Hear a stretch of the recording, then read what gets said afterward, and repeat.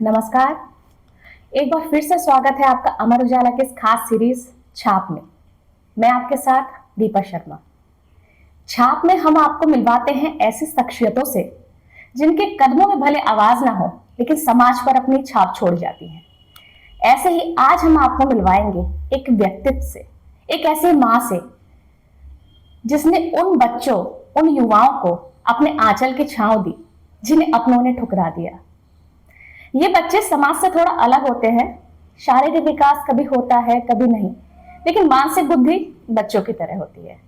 तो आइए जानेंगे उस माँ की ममता की कहानी, कैसे वो इन दिव्यांग बच्चों की यशोदा माँ बन गई। ममता गुप्ता।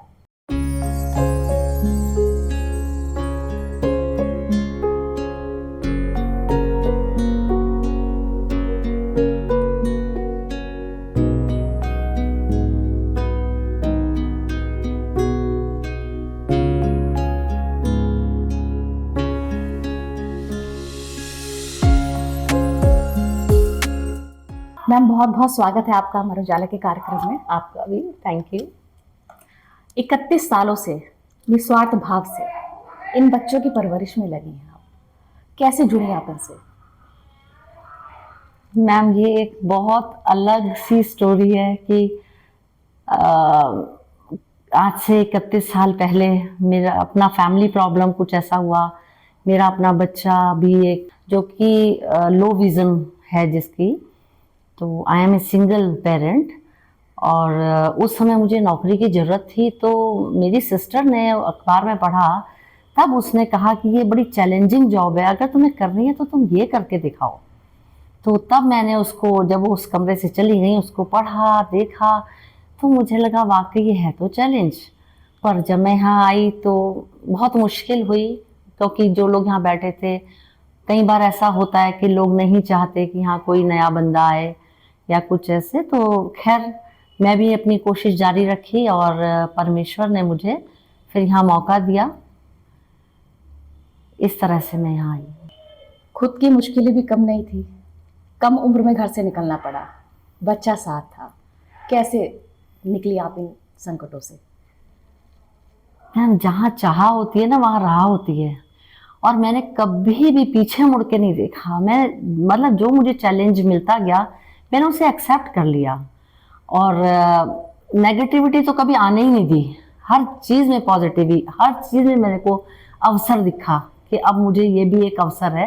क्योंकि जब ये बच्चों के पास मुझे आना पड़ा, मैंने यहाँ देखा, क्योंकि मेरी भी पहली जॉब थी और पहला ही इन लोगों के साथ मेरा संपर्क था, इस तरह के जो मेंटली एंड फिजिकली चैलेंज बच्चे थे।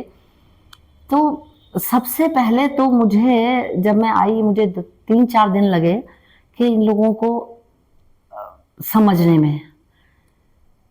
और सबसे ज़्यादा जो मेरे लिए एक चैलेंज था, जो इन लोगों की हाइजीन थी उसको मेंटेन करना। और उसके अलावा जो मेरी जो इच्छा थी कि ये लोग भी एक बिल्कुल मतलब डिग्निटी के साथ अपनी लाइफ को जिए। तो संघर्ष तो बहुत था, पर आनंद भी बहुत आया। काम करने का ढेर ढेर मौका मिला, बहुत मज़ा आया। इन बच्चों को कैसे समझते हैं आप? कब क्या चाहिए? तबीयत खराब है, बाहर जाना है, अंदर रहना है, कैसे? मैम, सबसे बड़ी बात है कि जब हम संवेदनशील होंगे तभी हम उन बच्चों को समझ सकेंगे। मेरा यहाँ वैसे जॉब, जो मेरा डेजिग्नेशन है वो एज ए होम सुपरिटेंडेंट है, बट मैंने हमेशा इनको एक माँ की तरह समझ के ही इनके साथ रहना सीखा। इवन कि मेरे को 3 महीने के लिए मैं कलकत्ता भी गई थी, स्पास्टिक सोसाइटी में। मैंने वहाँ उन 3 महीने उन डिसेबल्ड बच्चों के साथ, जो कि अपने घरों से वहाँ पर रहते थे, उनके साथ दिन रात रह के सीखा। उससे मुझे बड़ी उनको किस तरह से हैंडल करना है वो मुझे मालूम चला, क्योंकि मेरे लिए भी एक नया था सब कुछ। वहाँ से आके मैंने इन लोगों के लिए स्पेशल फर्नीचर भी बनवाया, और इनका किस तरह से ध्यान रखना है। इवन कि जब मैं यहाँ शुरू में आई तो मैंने देखा कि जो स्टाफ है, बड़ी बड़ी स्पून्स हैं, उससे उनको खाना खिला रहे हैं। तो समझ सा नहीं आया कि यार ये तो एक किस्म से मशीन की तरह डाल रहे हैं उसको।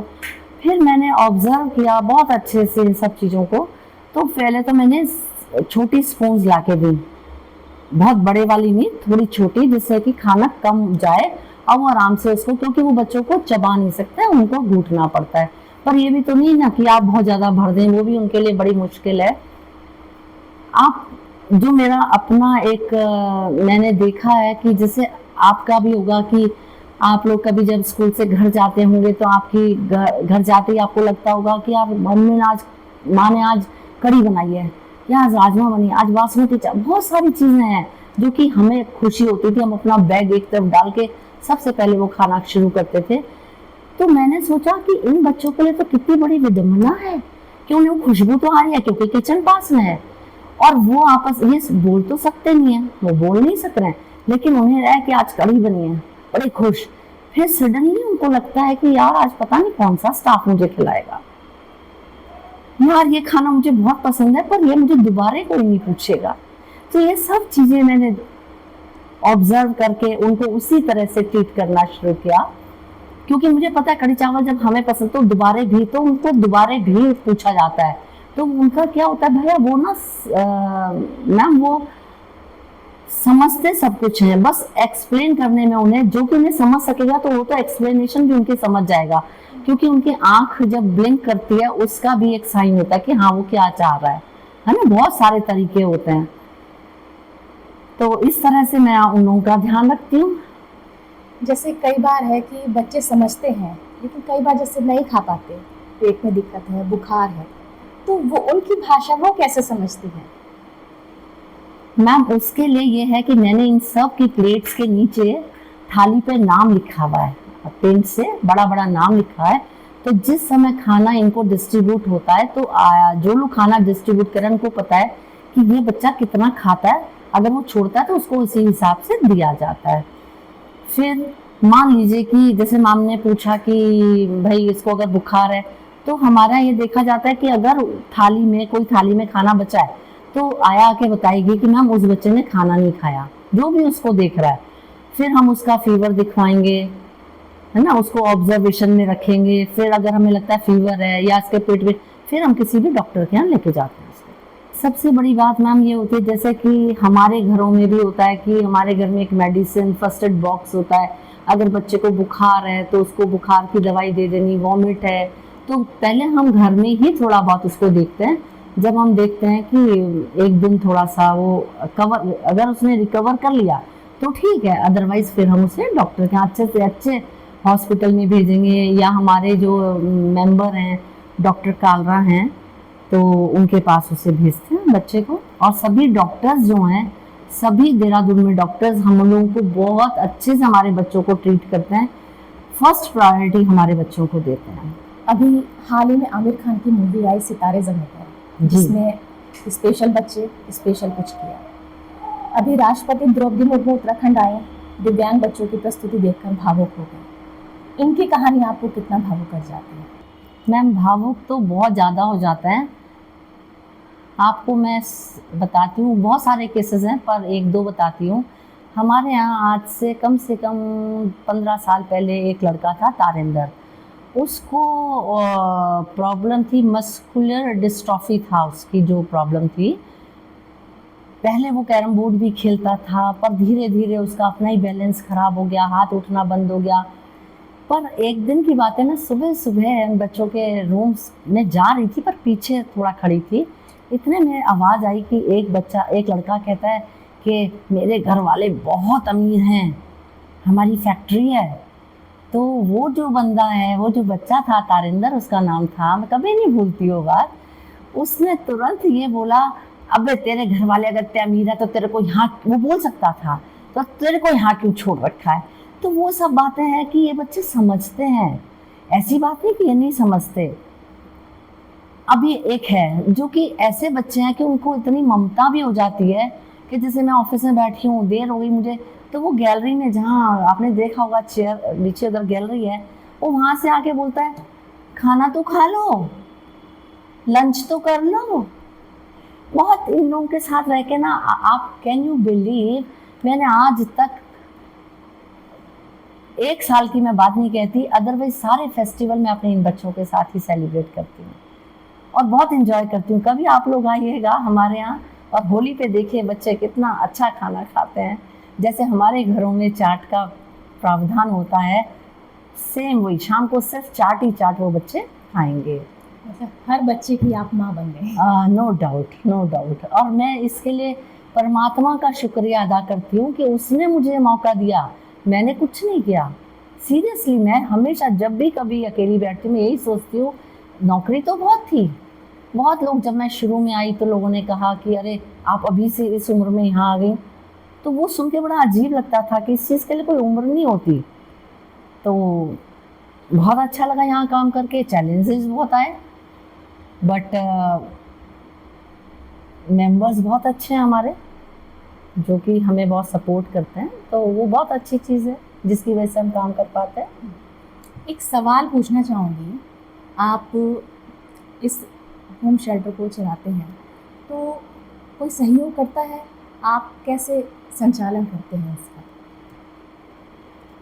देखिए मैम, हमारे यहाँ जो इसके लिए है, हमारे यहाँ 14 मेंबर्स भी हैं, ठीक है, जो कि अधिकतर आते हैं, डेली आते हैं, जैसे चेयरमैन हो गए, सेक्रेटरी हो गए, तो ये लोग आते हैं। और हमारे यहाँ आपको हैरानी होगी मैम कि मेरे को इतने साल हो गए, ईश्वर की कृपा से डोनेशन की ठीक ठाक व्यवस्था है, हमें मांगना नहीं पड़ता। मीन्स हमारे हैंड टू माउथ ऐसे नहीं हो जाते हैं कि यार कल हमारे बच्चों का क्या होगा। समाज में इतनी ज़्यादा अब अवेयरनेस आ गई है कि लोग आते हैं, एक बार जो आ जाता है वो यहाँ एक किस्म से फैमिली मेम्बर जैसा बन जाता है। और दूसरी बात ये होती है कि लोग देना चाहते हैं मैम, लेकिन उनको सही जगह का नहीं पता होता कि हम कहाँ जाके इस अपने इतने मेहनत के पैसे को कहाँ खर्च करें, क्योंकि हर आदमी चाहता है कि मेरे को सही जगह मिले, और जब वो एक बार देता है वो देखता है कि हाँ पैसा सही जगह यूटिलाइज हो रहा है तो वो दोबारा भी देता है। तो ईश्वर की बहुत कृपा है, समाज का बहुत बड़ा कंट्रीब्यूशन है इसमें। और हम गवर्नमेंट के साथ, हम गवर्नमेंट की तरफ से हमें कुछ नहीं है, सब पब्लिक डोनेशन से ये होम चलता है। हम जब भी लाइफ में कुछ शुरू करते हैं, नया करने की सोचते हैं, तो जब सहयोग मिलता है तो आगे बढ़ते हैं।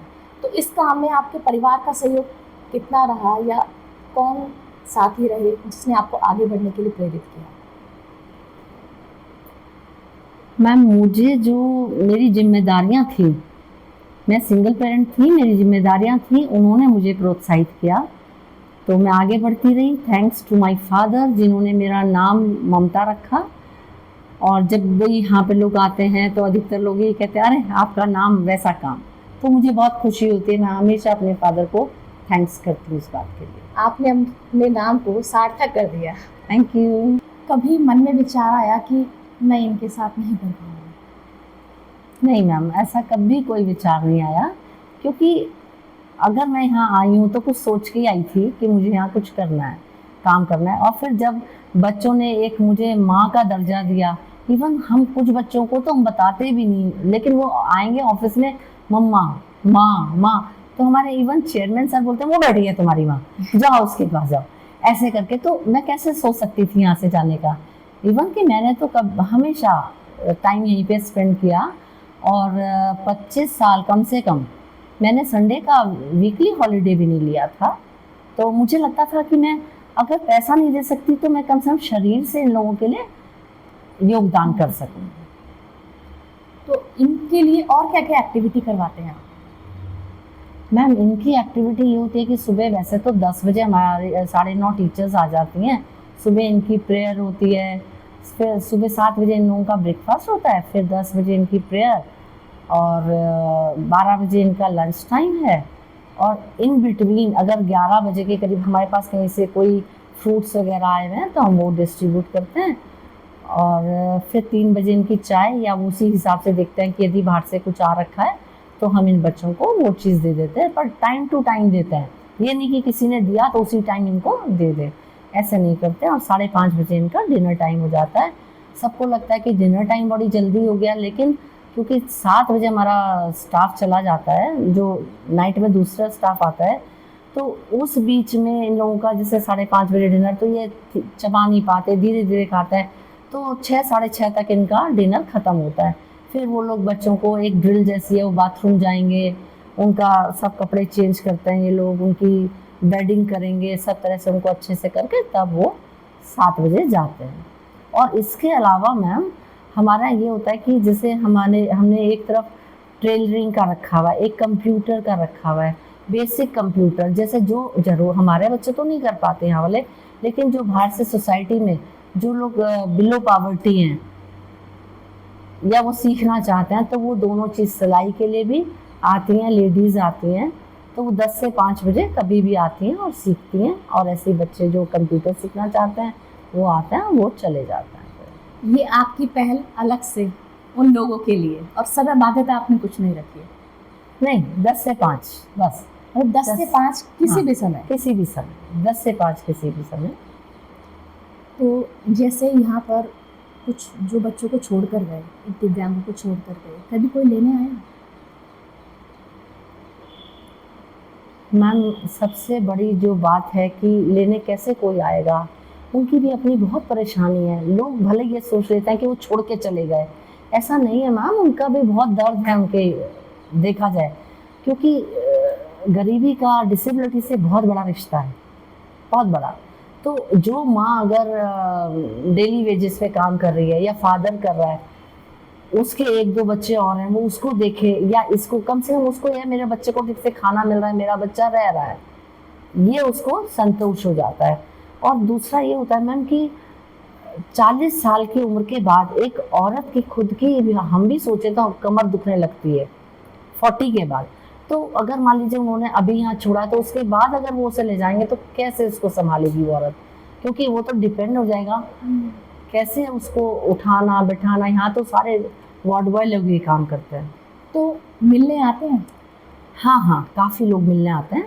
अभी तो जो एडमिशन होता है, मैं उनको सिर्फ एक ही बात कहती हूँ कि प्लीज़ आप सर्दी के 2 ही पजामे ला दो, चाहे 2 ही स्वेटर ला दो, गर्मी में गर्मी के, भले ही दान में आ जाता है, लोग दे देते हैं पुराने कपड़े, पर वो भी तो पहने ना, अगर उनके पेरेंट्स हैं तो इतना तो करें।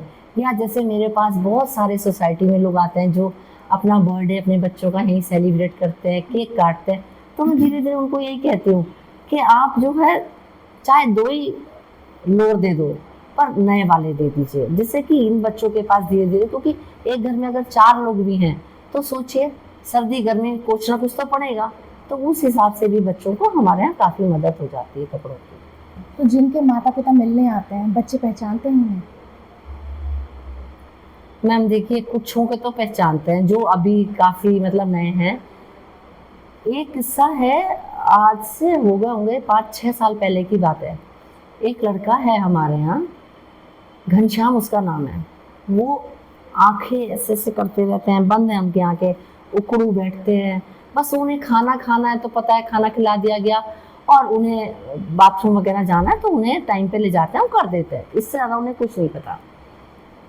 मुझे इतने साल हो गए यहाँ पे, उस बीच में उसकी मदर कभी नहीं आई, पर शायद 6-7 साल पहले वो लेडी आई, और जब उसने कहा कि मेरा यहाँ बेटा है, और उसको कहा कि हाँ इस्लाम का है, हमने दिखाया, वो लिटरली रोए और वहाँ से भाग गई, कहती है मेरा बच्चा है ही नहीं, ये मेरा बच्चा ही नहीं है। हमें इतना दुख लगा कि तुम खुद ही नहीं आई इतने साल तक। भाई ये बच्चे तो धीरे धीरे डिटोरिएट होंगे ना। वो तो ये चशायर होम, हम कहते हैं हमारा चशायर होम बहुत भाग्यशाली है कि यहाँ पे बच्चों की बहुत अच्छे से, क्योंकि हमारी मैनेजमेंट का इसमें बहुत अच्छा रोल है। देखिए सारा अच्छी संस्थाएं तभी चलती हैं जब ऊपर वाले सही होंगे, क्योंकि पतनाला जो है, पतनाला से पानी नीचे जाता है ना, तो अगर ऊपर से गंदा पानी आएगा तो नीचे तो होगा ही होगा, तो उन लोगों का बहुत बड़ा सहयोग है। एक बात और पूछना चाहूँगी, जब यहाँ पहली बार आए, यहाँ से जुड़ने की इच्छा थी, लोगों ने मना किया कि कहाँ जा रहे हो, मत जाओ? मैम ये बड़ा इंटरेस्टिंग किस्सा है। जब मेरा यहाँ पे हो गया और मुझे आना था, तो मैं अपने कपड़े फोल्ड कर रही थी, तो इवन की एक समाज की ना एक सोच बड़ी अलग थी, तो इंक्लूडिंग माय पेरेंट्स ऑल्सो। तो मेरी मदर बोली अरे ये वहाँ जाएगी जहाँ पे हम लोग कभी कभी दान देने जाते हैं, ब्रेड वगैरह देते हैं, तो मुझसे बोली वहाँ जाओगी तुम, कैसे रहोगी? तो मैंने कहा अभी आप ब्रेड देती हैं, बटर भी दीजिएगा तो मैं भी खाया करूंगी। तो ये मेरे लिए एक बहुत अच्छा था। तो उन्होंने आपस में बातें करी जो मैं आज तक नहीं भूल पाती। जो मैंने सुना है कि वो लोग आपस में बात कर रहे थे, अरे कोई बात नहीं, इसको जाने दो, 4 दिन में लौट आई। पर आज इतने साल हो गए, तो I am so happy and grateful to God. तो इस समाज के लिए आप क्या मैसेज देना चाहेंगे? समाज के लिए मेरा एक ही मैसेज है कि यदि किसी के घर में भी इस तरह का कोई बच्चा होता है या पड़ोस में होता है, तो संवेदनशीलता की बहुत ज़रूरत है। पेरेंट्स कई बार, अभी मेरे पास भी यहाँ पे कोई एक केस आया था, तो वो बच्चा हो गया 22-25 साल का लड़का हो गया, पर वो कहती है कि नहीं, अभी तक तो इसे हमने बहुत लाड़ से रखा, ये है वो है। भाई वो सिर्फ, आप हैरान हो जाएंगे, वो सिर्फ सुन नहीं सकता था, लेकिन हम तो नहीं रख सकते थे उसको, क्योंकि वो नॉर्मल था एक किस्म से, उसके हाथ में टिक दो दूसरे को मारेगा। तो मैंने सोचा, मैंने उनको समझाया कि अगर आप इसको डेफ एंड डम स्कूल में डालती तो आज ये आत्मनिर्भर होता। भाई डेफ बच्चे तो आजकल मॉल वगैरह में बहुत सारी जगह काम कर रहे हैं, लेकिन नहीं समझते पेरेंट्स। आपको हैरानी होगी, मैं अपने बेटे का बताती हूँ कि जब मेरा बेटा, मेरे को पहले नहीं पता था उसको प्रॉब्लम है, 4 साल के बाद मुझे ये पता चला, जब मैं परिस्थितियों वश अपनी मदर के पास आई, तब डॉक्टर को दिखाया। उन्होंने कहा कि नहीं, इसको तो लो विजन का, और आप ब्लाइंड स्कूल में पढ़ाइए। अब एक बार के लिए तो तुषारापात हुआ कि मेरे उस पे कि मैं कैसे करूँगी, पर मैं घबराई नहीं। मैं और मदर्स को बताना चाहती हूँ कि मैंने तुरंत उसका ब्लाइंड स्कूल में एडमिशन कराया NIVH में, और 2 साल उसको मैंने वहाँ पढ़ाया। पर 2 साल में मेरा बच्चा जो था नहीं कर पाया कोप अप वहाँ पे। फिर मैंने राजपुर रोड पे एक है शार्प मेमोरियल ब्लाइंड स्कूल, मैंने उसे, जब उसका टेस्ट लिया उन्होंने, तो मतलब जो भी बीच की स्टोरी रही, तो वहाँ पे मैंने उसको पढ़ाया 5th क्लास तक। वहाँ पे उसको लो विज़न का हिसाब से पढ़ाया, बड़ा बड़ा लिखते थे। इधर मैं भी उसको घर में बहुत मेहनत करती थी, जैसे सुबह 4 बजे मैंने उठ जाना, उसको पढ़ाना। मैं सोचती थी, क्योंकि वो स्कूल हिंदी मीडियम था, फिर मैंने क्या किया कि घर में उसको इंग्लिश मीडियम की चीज़ें, किताबें पढ़ाना शुरू किया, मैथ्स कराना शुरू किया। फिर जब उसने 5th क्लास वहाँ से पास कर ली, तब मैंने उसको नॉर्मल स्ट्रीम में पढ़ाया। पास में एक इंग्लिश स्कूल था नालंदा, पहले मैंने उसको वहाँ डाला। 6th और 7th वहाँ पढ़ाया। फिर मुझे लगा कि ये तो इन बच्चों के साथ हो जाएगा, बड़े स्कूल में जाएगा तो कोप अप नहीं करेगा। तब मैंने उसको जो था इंडियन कैम्ब्रिज में पढ़ाया। इंडियन कैम्ब्रिज में उसने 10th किया, फिर उसने 1st डिवीज़न से किया, फिर उसने टच वुड से किया 12th। टीचर्स का, प्रिंसिपल का बहुत सहयोग रहा मेरे साथ, बहुत सहयोग रहा। उसके बाद उसने पेट्रोलियम यूनिवर्सिटी से BBA किया, और उसके बाद उसने बैंक की तैयारी करी। आज वो इंडियन बैंक में मैनेजर हैं, और उसकी शादी हो गई, और दोनों बहुत खुशी के साथ रहते हैं, और उसकी वाइफ बहुत अच्छी है, बहुत अच्छी। तो ये सब मैंने सिर्फ इसलिए बताया है जिससे और लोग समझे। क्या होता है, लोग शुरू में छोड़ देते हैं अपने बच्चों को, अगर लाड़ कर, इवन मुझे ना, आप हैरान हो जाएंगे, लोगों ने कैसे म्यूजिक सिखा दीजिए, बिना मांगे लोग एडवाइस देते थे, आप इसे ना बांसुरी दीजिए, आप तबला बजवाइए, आप ये करिए। अरे मैं पागल हूँ, उसको, मेरे को तो आगे बहुत कुछ कराना है। तो पेरेंट्स को सिर्फ इस स्टोरी से ये देखना है कि अगर हम शुरू से बच्चों को करें तो वो नॉर्मल स्ट्रीम में आ जाते हैं। हमसे जुड़ने के लिए मैम बहुत बहुत धन्यवाद आपका। Thank you, Amar Ujala team का धन्यवाद कि आप लोग यहाँ तक आए, और जहाँ ना पहुँचे रवि, वहाँ पहुँचे कवि की जो चरितार्थ करते हैं आप लोग इस बात को, तो दुनिया इसको देखे, और देखे कि बच्चों का अगर शुरू से ही उनका पालन पोषण ठीक किया जाए तो वो नॉर्मल स्ट्रीम में आ सकते हैं। Thank you. तो यह थी हमारे साथ ममता गुप्ता, जिन्होंने यह साबित किया कि माँ वही है जो बिना किसी कारण, हर कमी के, हर बच्चे को अपनाने के लिए तैयार है। ऐसी ही और महिलाओं की कहानियों के साथ जुड़े रहिए amarujala.com के साथ। अगर आप ये वीडियो YouTube पर देख रहे हैं तो हमारे चैनल को सब्सक्राइब कर बेल आइकन दबाएं, और Facebook पर देख रहे हैं तो हमारे पेज को लाइक करें।